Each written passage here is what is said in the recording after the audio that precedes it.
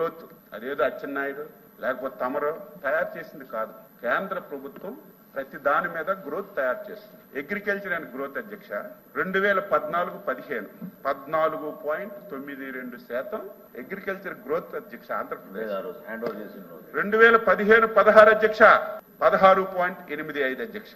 2016-17 21.77 అధ్యక్ష. 2017-18 22.89 అధ్యక్ష.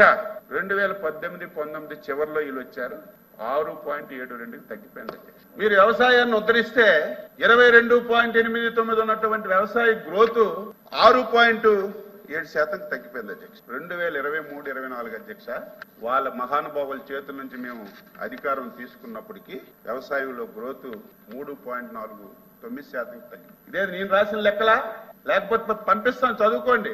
8 మాసాల అధ్యక్ష ఆంధ్రప్రదేశ్ రాష్ట్రానికి వ్యవసాయ అనుబంధ శాఖలు ఒక గ్రోత్ ఇంజన్. ప్రభుత్వం కష్టాల్లో స్టార్ట్ అయింది.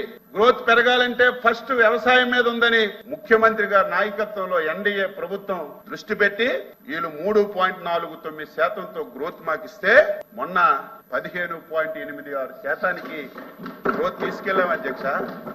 ఇది వ్యవసాయదారులంటే, వ్యవసాయదారులకు మేలు చేసిందంటే ఈ ప్రభుత్వం.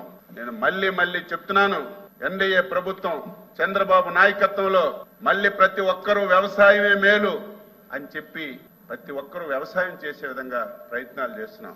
ఈ వీడియో నచ్చితే లైక్ చేయండి. అలాగే మా ఛానల్ ని ఫస్ట్ టైం కనుక చూస్తున్నట్టయితే ఇప్పుడే సబ్స్క్రైబ్ చేసుకుని పక్కనే ఉన్న గంట సింబల్ ని యాక్టివేట్ చేసుకోండి. అప్పుడే మేము పెట్టే ప్రతి వీడియో మీకు నోటిఫికేషన్ గా వస్తుంది. అలాగే ఈ వీడియో పూర్తిగా చూసినందుకు ధన్యవాదాలు.